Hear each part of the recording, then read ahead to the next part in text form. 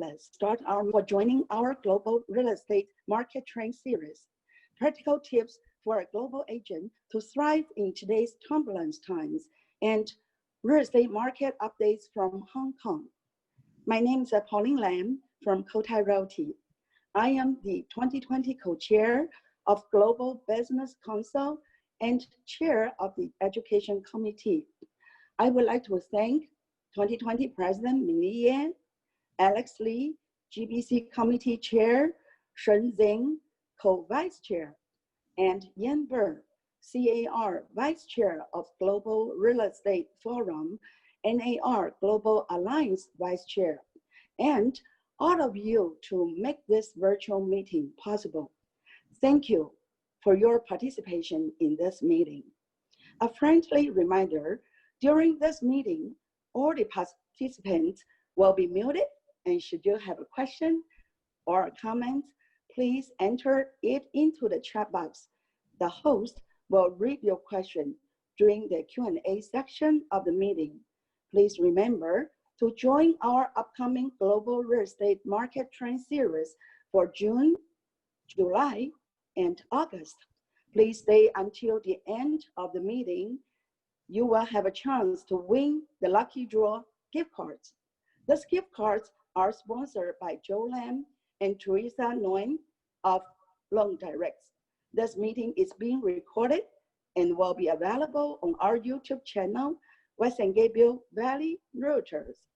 Today, we are so glad to invite our special speaker, Fanny Chu, from San Francisco to update us on Hong Kong and practical tips for a global agent to thrive in today's turbulent times. Now, it's my great honor to introduce you.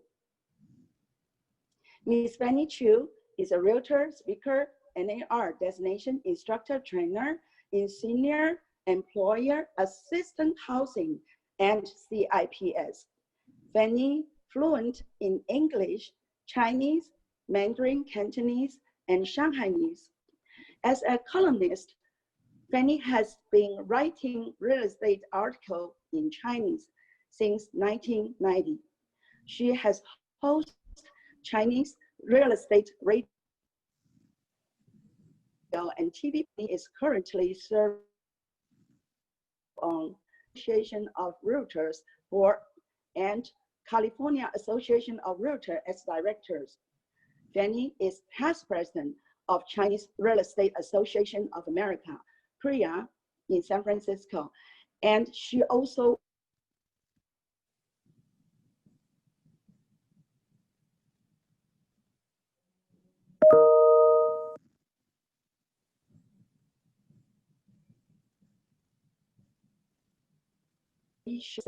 from 2002 to 2006.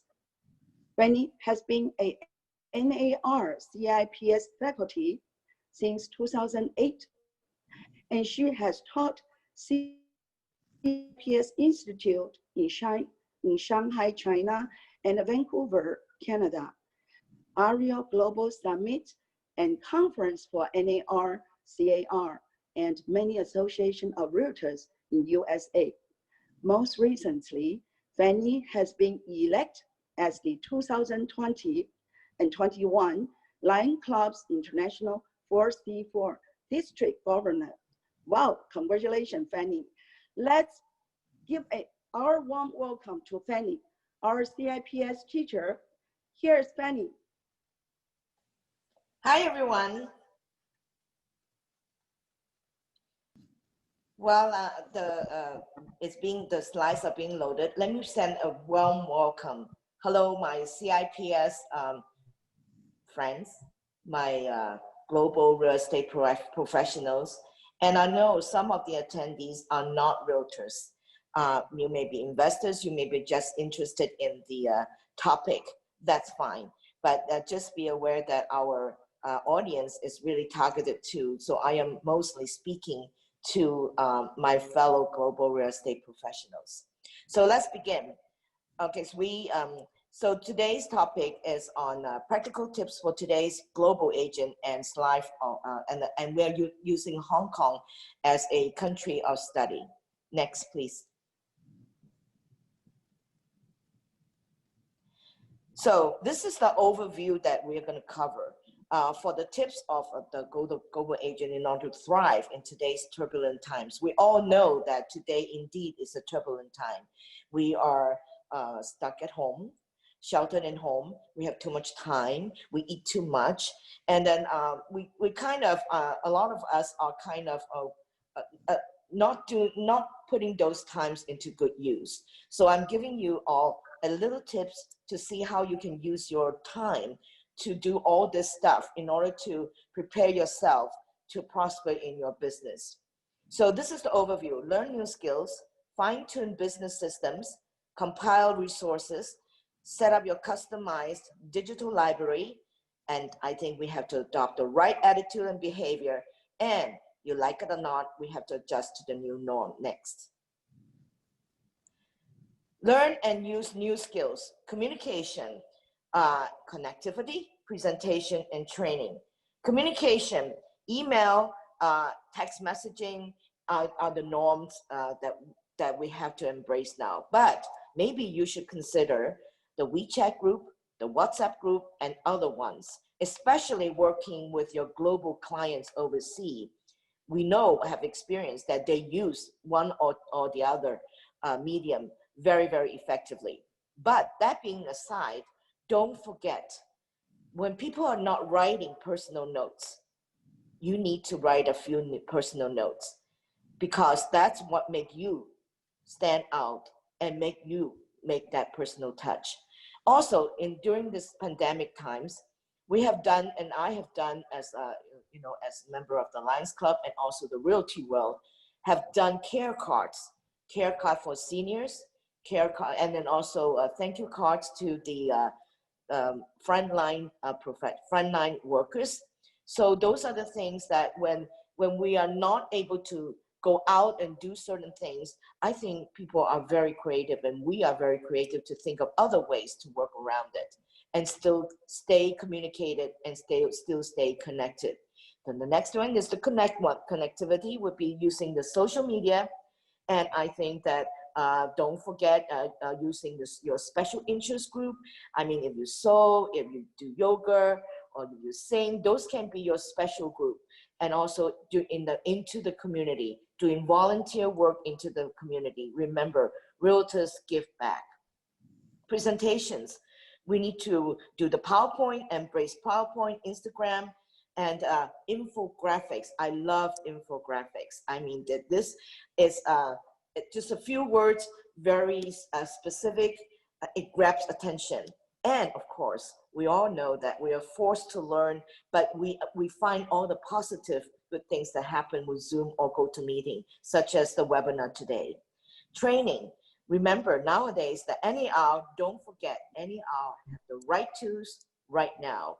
And also, there are a lot of the online webinars, the industry Zoom meetings, and so on and so forth. And now, it used to cost a lot, and maybe you need to take a lot of time to go and attend. But now, you can do it all for free. So please take advantage of those. Next. Fine-tuning your business systems. We all have systems, right? I'm sure, my fellow realtors. We need systems, whether you like it or not. Maybe you don't have system, but if you work in an office, your office have provided those systems for you. You belong to an AOR, Association of Realtor, your MLS is a system. Your AOR has others kind of vendor systems providing for you. So here are the few of the systems for you to fine tune. One is the contact management. We know that the database, your client database are your bloodline, are your bread and butter. And so you need to fine tune those. Prospecting ones, there are all kinds of service vendors that will help you to do those two very effectively. Presentation skills. Now here's where, as a global agent, we need to know that you have to provide a listing presentation that is different, because you are the global real estate professional. So your listing presentation, does it have the global aspect in it? What is it? Okay, so now one of the things, one way that you can learn it, you can learn all this, especially the listing presentation. You can learn that with being taking care of, participating in a CIPS institute. We'll talk about that a little bit later. Transaction process. A lot of offices have a lot of the transaction coordinator, even the personnel working for you or the system working for you. So that usually has been updated for you.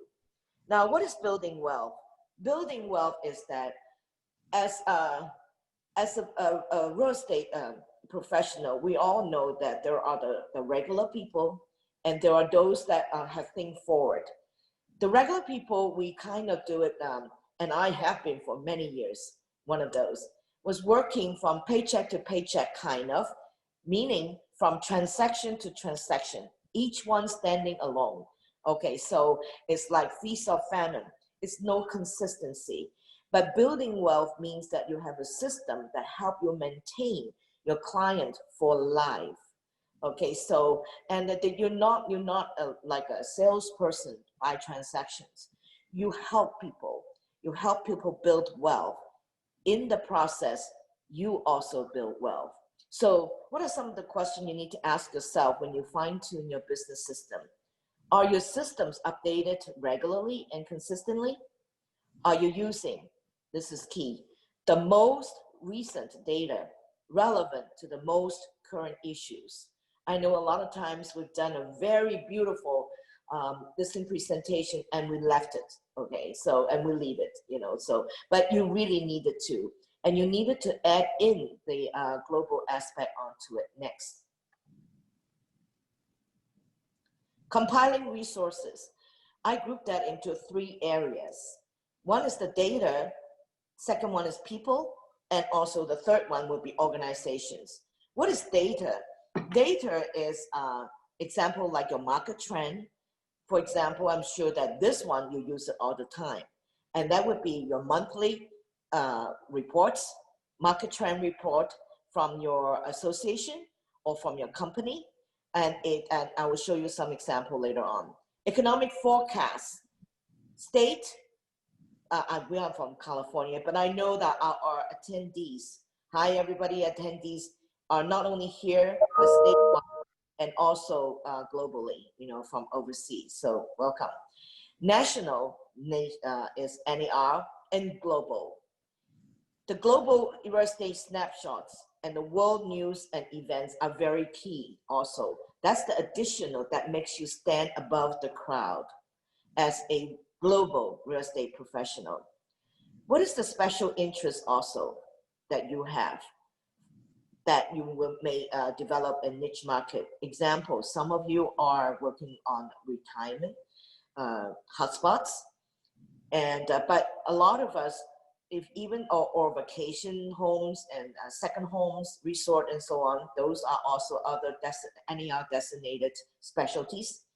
But other than that, I think the government regulations upcoming, like rent control in San Francisco has always been a nightmare, but now it has spread to California and it has spread to the nation.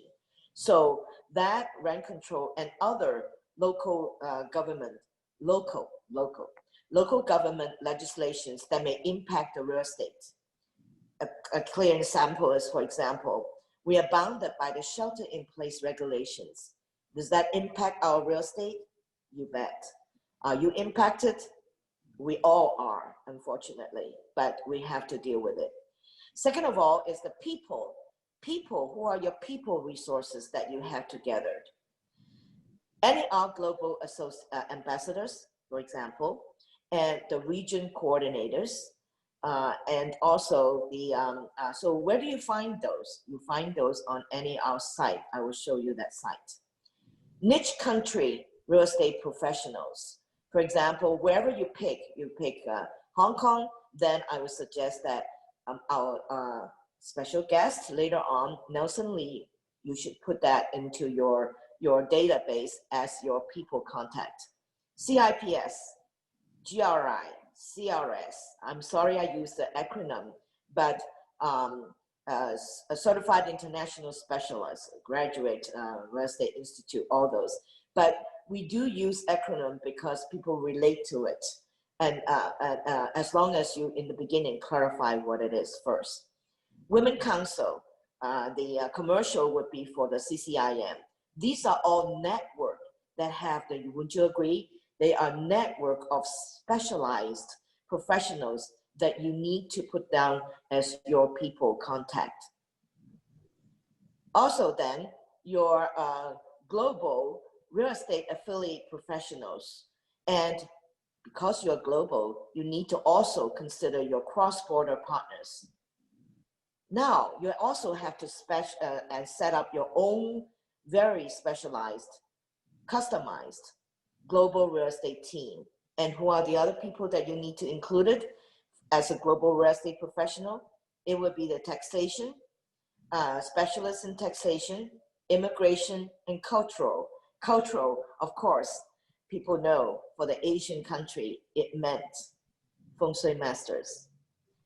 Now, also then for organizations, for the global NER, there are the NER ambassador and co-op associations.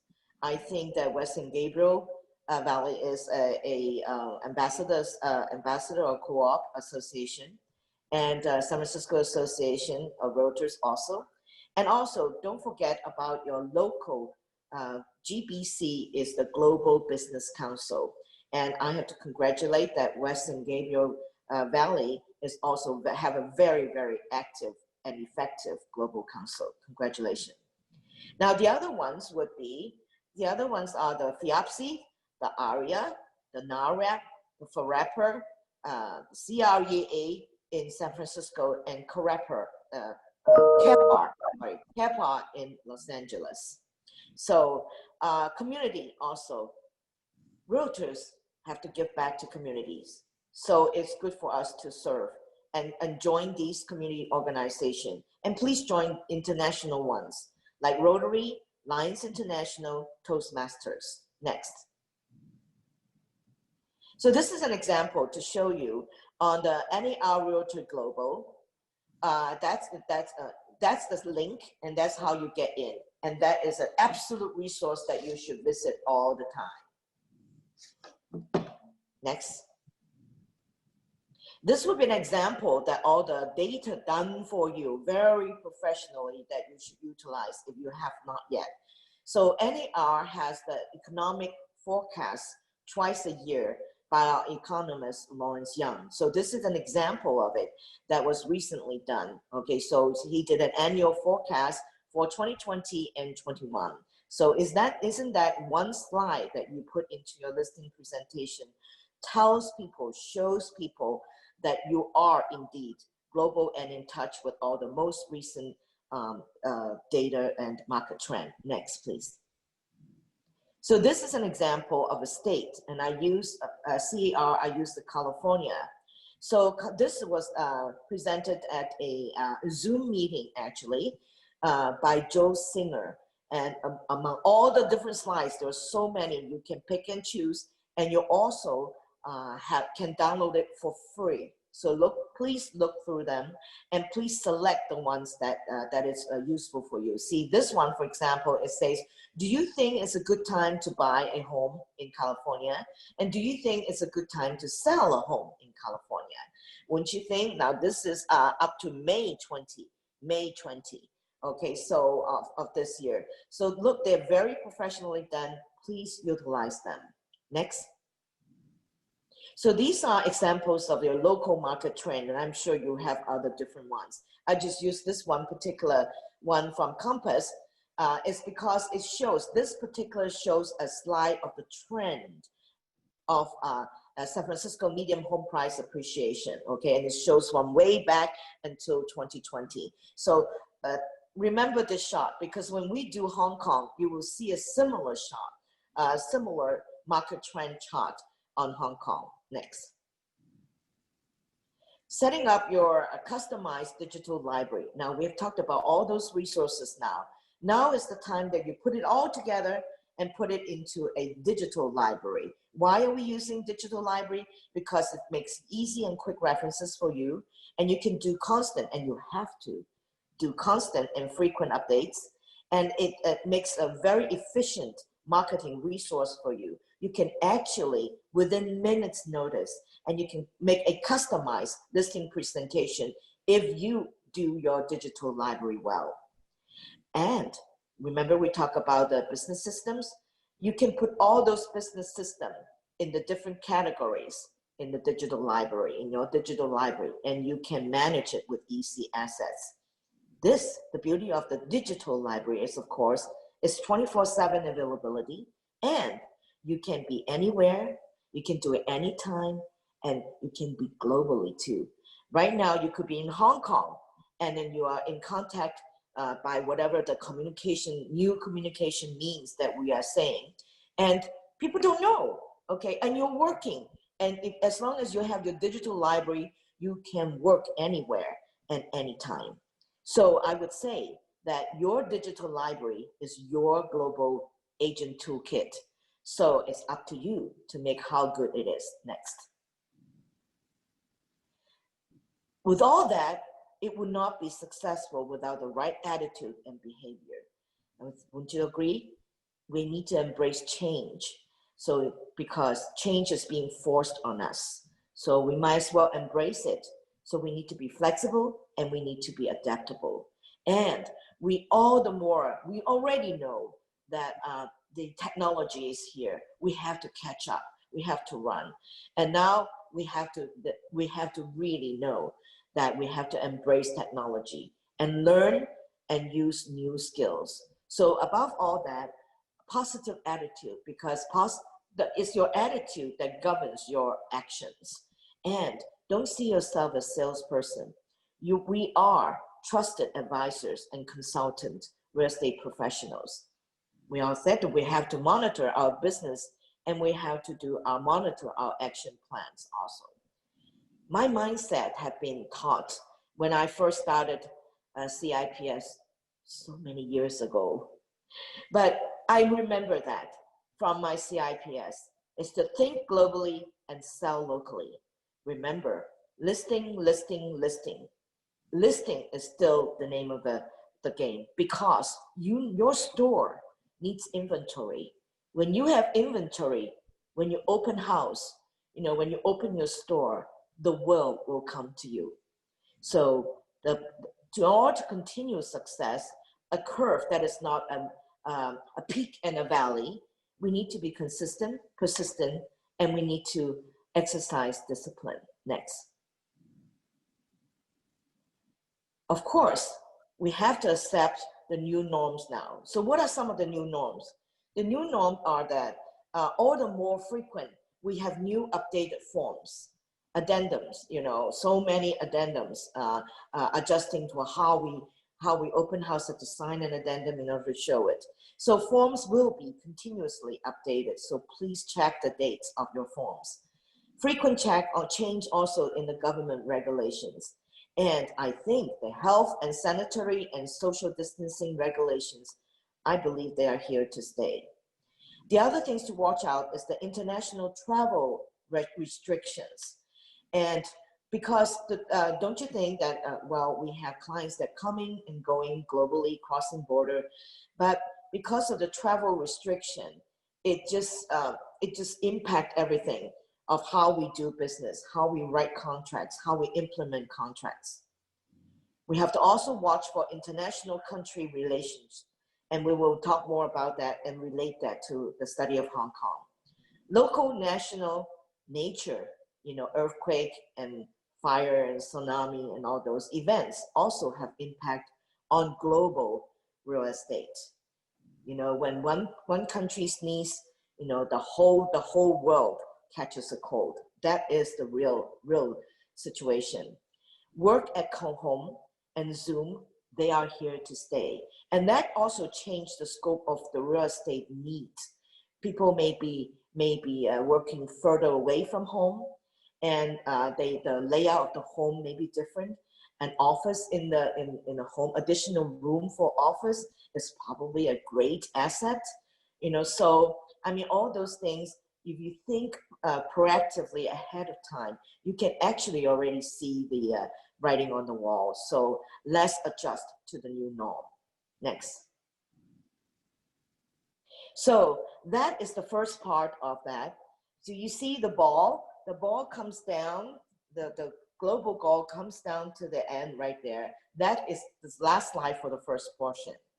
And I wish success for all, that to be the goal to global specialists, you need to stand above the crowd, and you practice these tips, you will thrive in today's turbulent times. I got this clip, this picture of San Francisco for you. You see, there is a dark overcast above. That's our turbulent times. But the San Francisco Golden Gate Bridge is still beautiful and is lighted up, because if you have the right attitude, if you think you can do it, you can.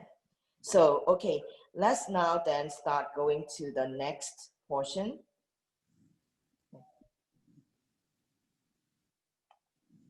So I don't know how I am doing on time. So, please let me know if I am, short on time. Okay, so yeah. Okay, so now the second part is about Hong Kong. Next. So as you see, it's a beautiful, that is what Hong Kong is famous for, the beautiful light as the pearl of the Orient. Next. So now you see the landscape, the skyrise, the real estate landscape of Hong Kong today. Next. So I show you a very brief timeline, history timeline. And I think that this is a very, very good slide. So this you see from the Qing dynasty and then all the way to now. And these are the important milestones. The British colony, Hong Kong being a British colony after the Opium War. And then we have the Japanese occupation, which makes a lot of impact on livelihood and real estate and so on. And then we have the modern Hong Kong in those years. And then from 1997 to now, the important thing is that China turned over in 1997, and also the one country, two system for the next 50 years. Next. So here is one of the CIPS tools that we use to study a country, any country that you pick. It's called the country assessment model. So, and using this is a guideline for you, and then you can make a country profile, you can do market trend follow-up. And so this is a good piece of a tool. It's a tool that you can use. And when you attend the CIPS Institute, you will find out that we use this a lot in our exercises. Next. So some of the sample resources for Hong Kong, for example, to the left, this one, I don't know, it's to the right or left of you, but it says the Hong Kong. That is a one that is done by Kelvin. Kelvin is a CIPS, and he was also, I think, the president liaison to Hong Kong. This is a little outdated, but if you want to, you can ask us and then ask me, and I can send a copy to you as a reference of how you can do a sample country profile. And I think Kelvin did a brilliant job on that. Okay, the next one, the second one over there is called Trade Missions. And this one is on Hong Kong that I also participated. I want to let you know that go to your local global councils. And I think those of us who are here in the Bay Area and in Los Angeles area, the Western Gabriel Association is also very active in doing that, and very effective and successful in conducting that. So stay close to them and participate in any trade mission that they may have organized. Next. So the current event that would impact on the Hong Kong real estate. So Hong Kong real estate. So these are some of the outlines that I will briefly cover. The COVID-19, of course, we know, but the COVID-19, Hong Kong is has a memory of what SARS is like, and COVID just bring back that memory. So we'll see what the difference between SARS and COVID is. Social tension and riots, we have a long history of that in Hong Kong, and now we're experiencing here in the United States. So you definitely feel and know what I'm talking about. Government legislations, for example, and the consumer confidence, how is that impacting on the migration? Because in global real estate, we have to track where they're going. You know, are they going elsewhere, or are they coming to the United States or Canada, or where else are they going to? That means business and how we plan our business plan also. So the country relationship, remember we talked about international country relationship in the earlier slides. So Hong Kong-China relationship, China-US relationship, all those are impacting on our global real estate. Next. So this is a chart showing you the COVID-19. So I have to say also right here to give credit to Nelson Lee, who you will hear later on. He gave me a lot of, I asked him and he provided me a lot of information, articles that helped me put all my presentation together. So thank you, Nelson. Okay, so here we are. So this slide will shows that the Hong Kong, if you see that's Hong Kong, and down below, now this is dated as of June 05. I practice what I preach, is to source it where it comes from, and also to find the most, the latest research that I can find. So this is the latest, dated June 5th. So you can see Hong Kong's death number is only 4, and the confirmed case is only 1,100 compared to the US, and I don't even have to mention that now, okay, the US. So in other words, the COVID-19 in Hong Kong, I think they learned from SARS and they took early prevention, and I think pretty much they handled the whole process, contained the whole process fairly successfully. Next. So this is another slide comparing the key economic data in Hong Kong for the 122 days of SARS in 2003 and the first 122 days of COVID-19 in 2020.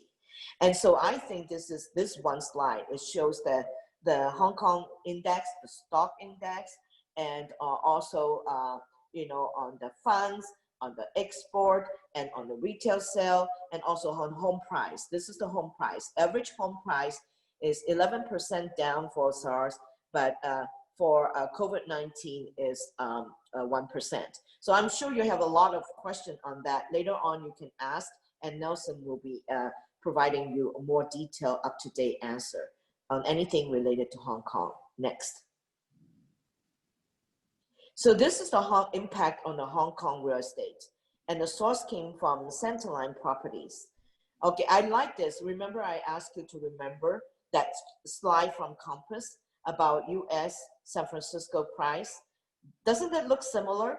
Yes, it also is good, and it is also good to share with your clients using it that this is a historical perspective with the impact of the Asian financial crisis right there.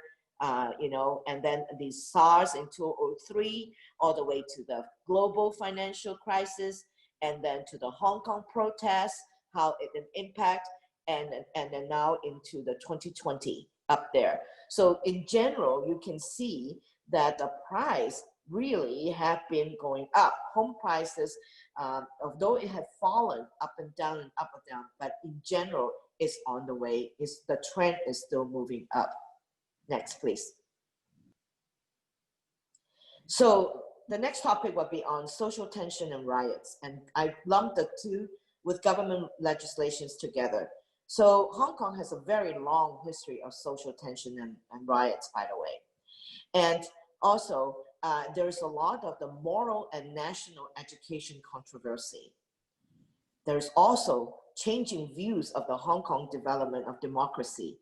And we remember the umbrella movement. Remember the first slide we have on the history? So how that Hong Kong going from Qing Dynasty, going through the being a British colony, and going through Japanese occupation and so on and so forth, and now turning back to China and becoming one country but two system. We're in the midst of it, and so there is all kinds of it follows that kind of the changing view of the Hong Kong development. There was also significant events that happened that spike the protests also. Example would be the 2019 proposed extradition bill, and it results in mass protests. Now, then the COVID-19 pandemic came, so that has a break because the Hong Kong residents are quite good in complying with the shelter in place. They stay home. So even the rioters stay home. But that being contained, things are back to the new norm. The riots also resumed back in May. Also, it also peaked also because of an incident, and that was on May 28, 2020. China's National People's Congress had put in and implementing the national security law from Hong Kong. That is the most current crisis going on right now.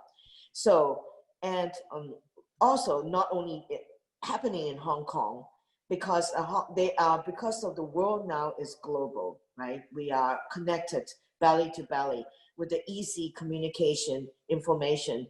It just went spread worldwide. So it went to the across the border, and you will see that therefore not only a local impact, a global impact as well. Next, please. Consumer confidence. So we are trying to chart it. Now, the most important thing is where the destination of the migration goes to. In 1967 through the 1970s, there were the riots, and people tend to go to Southeast Asia, South Africa, and South America. In 1984, there is the People's Republic of China and United Kingdom and UK have a Sino-British joint declaration, and that was the agreement to turn back Hong Kong to China in 1997. And because of all those years, then there is a huge migration going to US, Canada, and UK. In 1989, there's the Tiananmen Square massacre. And so that in the 1990s, people went to Canada. The hottest place would be Vancouver and Toronto, Australia, to Sydney and Melbourne, and to London, which is UK, and also Singapore and United States is San Francisco and New York. But I would also add on in the Los Angeles, LA area also, and also Singapore. And what are the means they use? A lot of them come as students on student visa and residence visa. And I know, and you know that those of you who have worked in as realtor all those years know that they also buy homes, they invest, but because the visa may not turn into permanent ones, so they also sell when they went back. So peak is 1992, 66,000, and US 4.2 million US dollars is noted from Hong Kong to Canada. So a lot of those went into real estate investment. 1998, very interesting there. Just 1 year after the return of Hong Kong, there is a complete switch of a reverse. I call it the reverse migration, but history call it the Hong Kong returning tidal flow. Okay, so during that time, I know myself too, that a lot of people our clients that we bought for, foreign clients, they went back, and so we helped them sell their homes too. Do you remember those of you who were in the real estate business? That I'm sure you have experienced that. 2011 migration rate, 60% plus Hong Kong residents want to migrate, and that is a study from the Hong Kong University. 2019 to 20, we have the social unrest wave. Now this time, we are in the midst of it this time now. And then this time, the migration trend tend to choose Asian country, close by Asian countries, like Vietnam, Malaysia, Singapore, Indonesia. By the way, Nelson knows Malaysia very, very well. So remember to put him as your people contact. So although some are still wanting to come to US, and Canada and Australia also. So is that a piece of the real estate pie? And how big of a piece of pie are you going to get? Will be how well you put your two kids to work for you. Next, please. Hong Kong-US relationship and China-US relationship. So there's the one country, two system. So because of all those things, what do we as global real estate professional needs to do? We need to monitor our international trade agreements or non-trade agreements. We need to monitor the proposed controversial legislation that's going on. We have to monitor the trade wars, right? And that's every day. It's playing out like drama every day. So we have to monitor so currency and also the money transfer policies. We have to monitor the travel bans and the closing of borders. We have to monitor immigration policies, you know, the H visas, the student visas, and so on and so forth, because that will definitely impact on the buying and selling in your local area. Monitor the impacts of the local and global real estate. There's a lot of things for us to monitor, and it reminds us that we have to do constant and persistent updates. Next, please. So I just give you a few of the references there. I know that this is being recorded, and so you can take a picture of this slide and then go for there. And if there's any other ones, like the Kevin Wong's the Hong Kong one, and or the country assessment model, you can email us and we'll make that available to you. So I just want to mention, give a plug for CIPS Institute. If you are indeed going to be a global real estate professional, I think you need to be a CIPS, a certified international property specialist. And by the way, Western Gabriel Valley is a very strong support, and they do put on the CIPS Institute. Okay, so the other thing is that, believe it or not, you can have all the newspaper, the radio, and TV live anywhere worldwide. I give you that link. So that, what do I ask you to do? I don't want you to read out. You have no time. We all do not have time to read out the world ones. But I want you to use that to go to your niche country, niche city, pick out the local media, because you have to hear from both sides. You have to hear it from the US media side, your area, your local side, but you also have to read your client side. Next, please.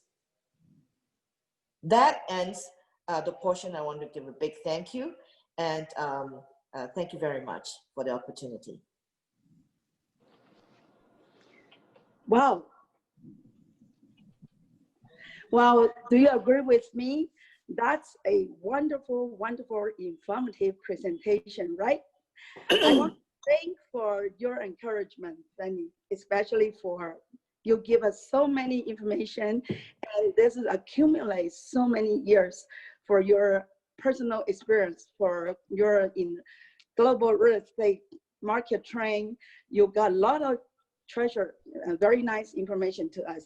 Thank you so much. We want to thank for your encouragement, especially we really need a right attitude and positive attitude.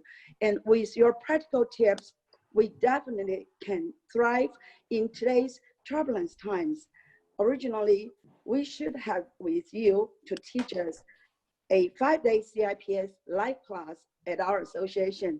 Right now, we really have you spend with us today, so treasure time with us. We hope to see you to conduct a live CIPS class with us pretty soon. Now, let's move to Q&A section. So Sean, I send it to you. Okay.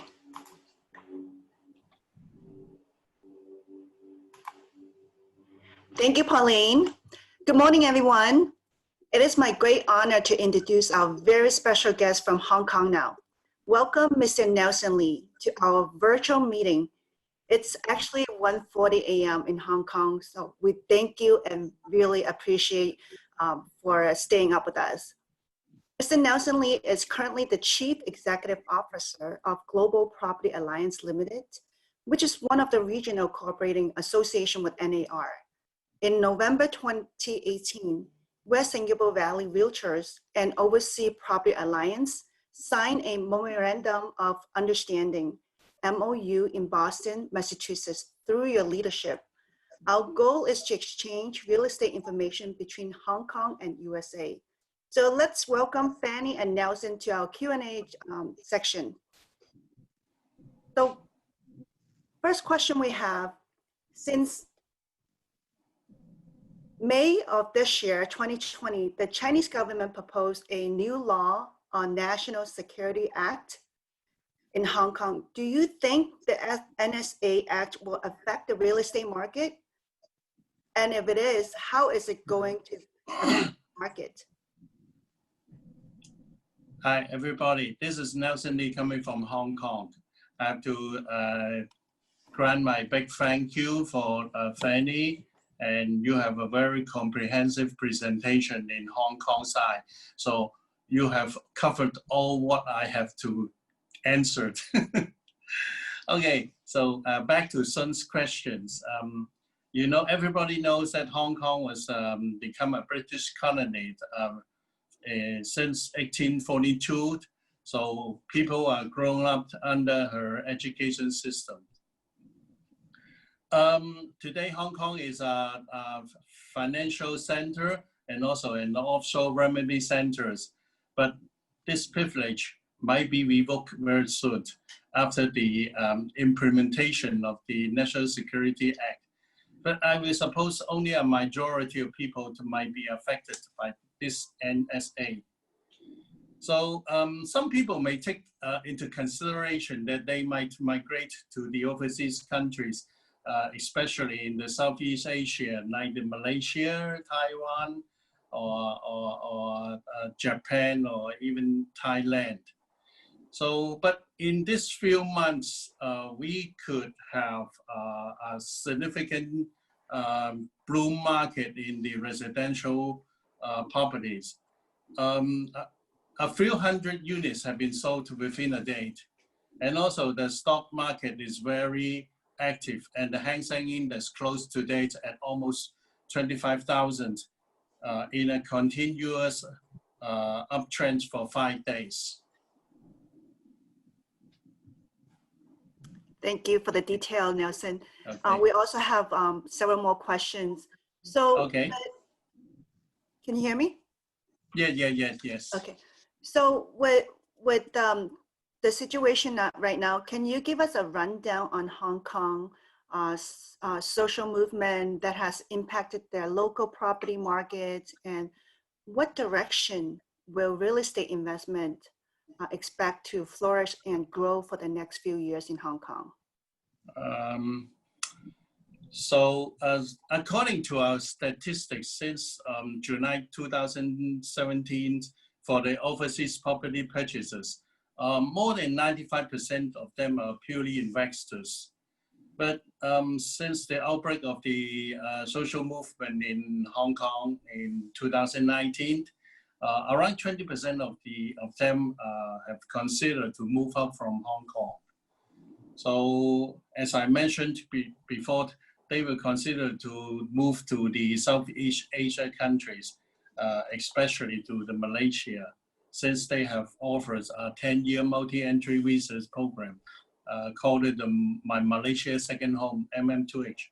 And the application requirement is so minimal. Also, the travel time is just within 4 hours with the multilingual communications. The food is favored and the weather is nice there. And also they have a lower living cost than Hong Kong. But as I mentioned before, even though with the NSA and also the social movement, the residential market is still very keen in Hong Kong here. So the property agent in these few months are very busy in engaging to let people to buy the properties in Hong Kong. So what is the requirement on getting an investment visa for a permanent resident in Hong Kong? This question is from Gary Pan. before that is $10 million, but the Hong Kong government has already stopped this policy, this migration policy some years ago. So it's still not too bad to Yeah, at this point. it's Yes. not bad here, luckily. So my other questions, so Yeah. since we're in pandemic and you know, with the COVID-19, what are the some of the current safety and security measures on quarantine provided for a non-Hong Kong resident? I know the resident in Hong Kong, they have experience from SARS, so they pretty much know how to protect them. But as a non-resident in Hong Kong, what are the some of the safeties? Yes, the Hong Kong government has extended the quarantine policies. To let people to work from home, or closing of some government departments, restaurants, bars, saunas, facial clinics, or etc. And also they have limited on group gathering of 8 people. This policy will be extended until June 18th. Also, the government has applied for the compulsory quarantine for 40 days for tourists from China, and this policy has been extended until July 7th. For the other overseas tourists coming to Hong Kong, they have to have a compulsory quarantine for 40 days, and this policy has been extended to September 18th. And also the government has subsidized some heavily affected industries, such as the travel agency, the restaurants, the real estate agents, and some construction business. They could apply for US dollar 25,000 per application. And luckily, as a Hong Kong permanent resident, the government issued 1,300 US dollar to us as a subsidy. Oh, that's good. That you do have help from the government. So yes. it's a little similar to, well, very similar to the U.S. here. That we are in phase 3. That not everything has been opened up yet. So some of the restaurants do open, but with limited of seating. Yeah. So that's similar to Hong Kong as well, right? Yeah. Okay.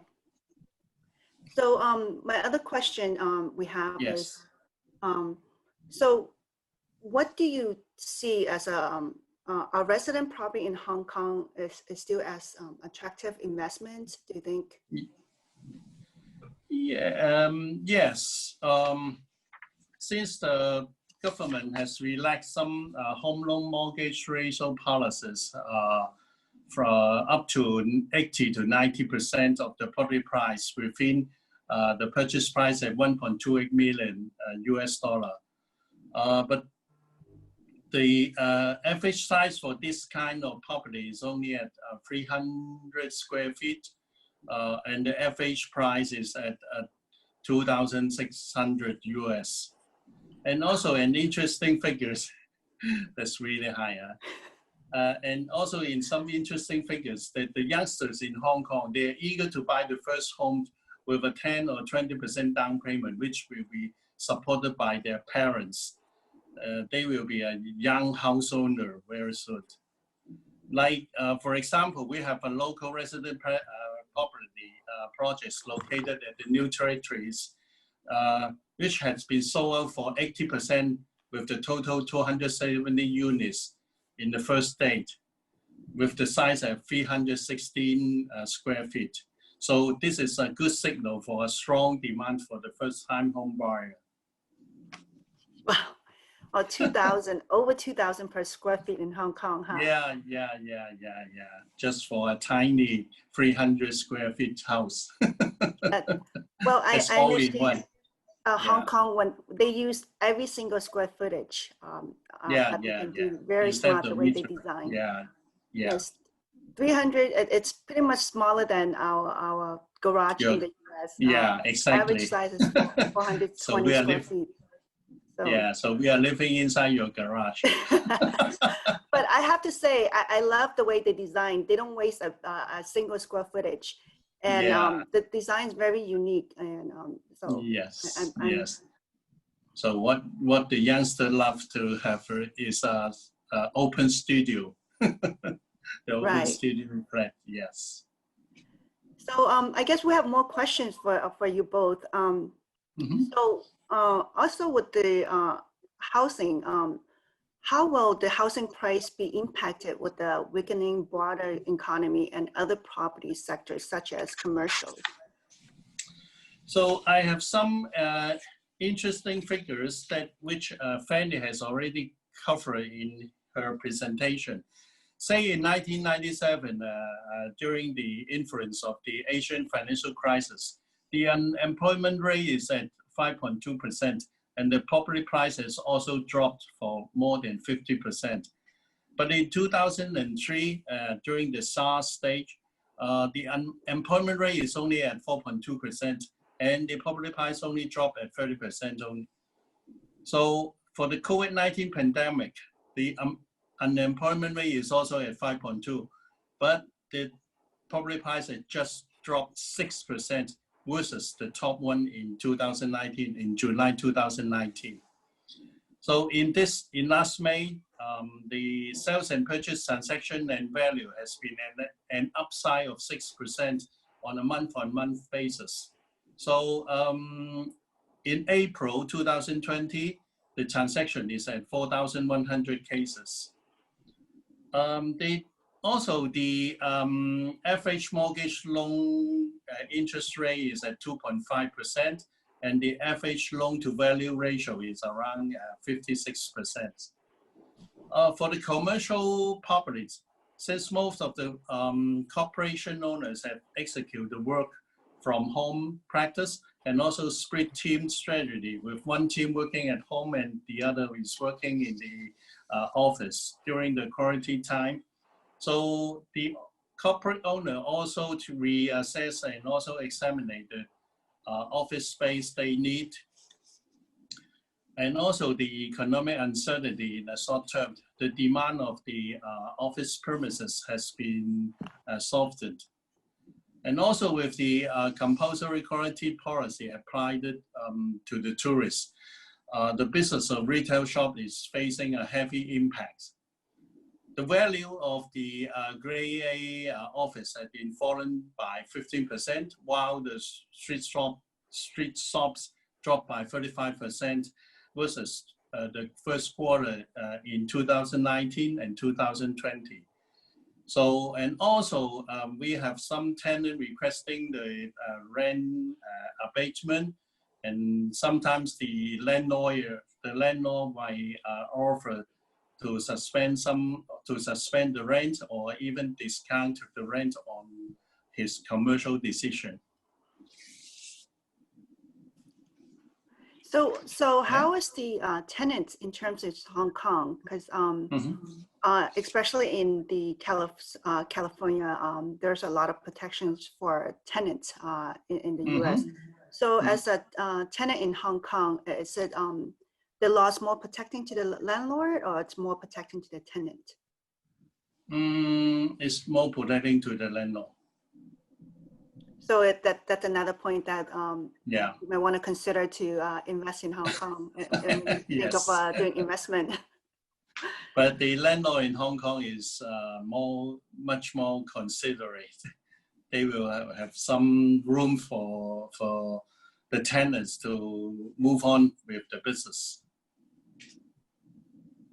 Although in the US, the landlords are pretty kind sometimes, most of the time as well. But yes, it just same here. Okay, we have a couple more questions. So can a foreign buyer get a loan for buying investment property in Hong Kong?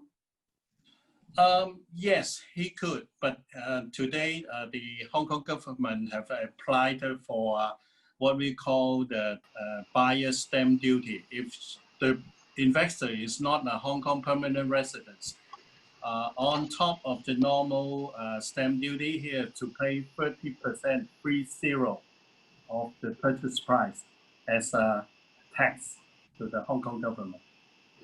Wow. Wow. That's a Real, one-time wow. fee, right? Right, yes, this is a one time. And even we are Hong Kong permanent residents. If I have already a property in hand, if I want to buy a second one, I still have to pay 15%, 1/5, okay, on the stamp duty. Which is 50% off Yeah, versus 30%. yeah. But I'm a Hong Kong PR in versus the foreign investors. Right. So what's the Yes. average to close the transaction in Hong Kong? You mean the timeline or? Timeline, yes, from Around 1 to 2 months times. It depends on the negotiation with the realtors. So I understand some of the country during the transaction, we call it as an escrow in the U.S.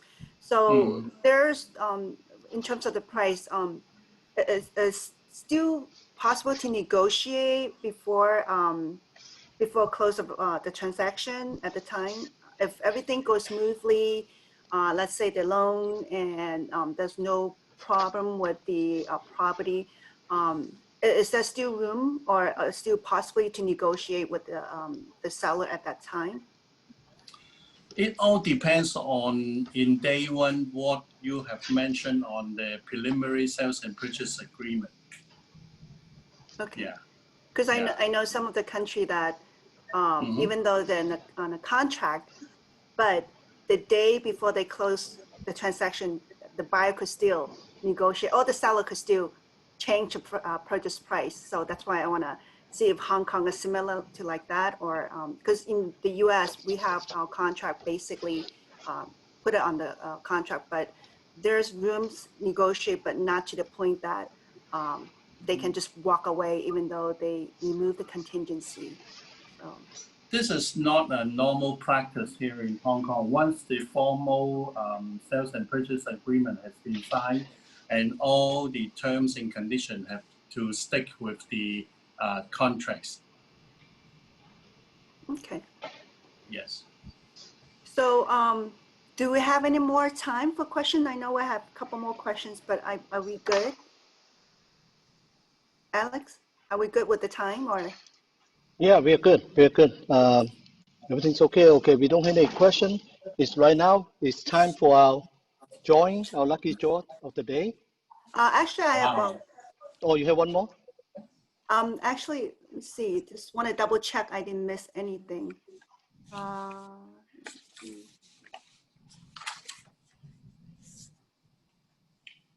Okay, I'm looking at the chat. We are good. So thank you again, Fanny and Nelson, both for the valuable information on the real estate market in Hong Kong. So yes, I think right now it's time for the lucky drawing. So here you go, Alex. Okay. Well, right now it's the time everyone is waiting for, our lucky draw. And today's our drawing is sponsored from Loan Direct of Joe Lam and Teresa Nguyen of Loan Direct. So we're going to generate some lucky numbers. We have over 100 people registered. So let's spin the wheel. Albert, you got the wheel going? Okay, let me see. I can share the screen. Hold on 1 second. And you must be stay here to win the drawing. You must be here. We have 187 people. So I'm going to put 1 Wow. to 187. Okay. Now we're going to do a random generated. The winner will be 175. 175. Okay, let me see. 175 is Lisa Chi. Lisa CHI. Chi, I think she's here. And you just need to put in the chat room that you're here, Lisa, so that we know you're here. Lisa, are you here? Let me check Okay, if she's here. we can look her up if you can look her on the chat room in the participants. I think she left. She was here earlier. I don't think she's here now. No, she's still here. She raised her hand. Oh, okay, good, good. Okay, she raised her hand. So we got her. I'm going to refresh the page because we make sure it's becomes 0 before we start. Okay, so this becomes 0 now. Again, 1 to 187. That's another lucky drawing. 57. 57 is Raymond Sonoda. Sonoda. Raymond. And he is here. Can he raise a hand? Raymond, can you hear us? He put here in chat box. Oh, okay, yeah, good. He's here. So Raymond, here. So we got Congratulations, Raymond. Yeah, congratulations both. And we will send you the email to congratulate, and then we will contact you to send the gift card to you. Thank you. Thank you, Long Direct. On behalf of the Western Gabriel Valley Realtors, we would like to thank Mrs. Fanny Chu and Nelson Lee for your informative presentation, and our sponsor, Joe Lam and Teresa Nguyen from Long Direct for your generous gift. And back to you, Pauline. Thank you. Thank you, Alex. I really want, can you hear me? Yes, we can hear you. Thank you. Thank you very much for all of you, for all your participation. I especially want to thank not only Alex, Shen, and our two speakers. I want to thank Albert Train and Fong. They play a lot of hard work behind the screen. Here, we want to say thank you on behalf of Western Gabriel Valley Realtors. Thanks Fanny Chu and Nelson Lee from Hong Kong for your wonderful and informative presentation. And also thanks our Turbulent and Teresa Nguyen from Long Direct. Special announcement, this global series is on the coming Friday, 7 o'clock. Julia is in our meeting right now. She is Miss Liu Nguyen, and she is an global ambassador to Vietnam, Cambodia, and Indonesia. It is not Vietnam our meeting today. The section is now adjourned. Stay safe, stay healthy, stay healthy. We see you all and invite more friends and realtors. Come this Friday, 11. We see you and we say, we will talk about Vietnam. Bye-bye now. And thank you so much. We love all of you. Thank you.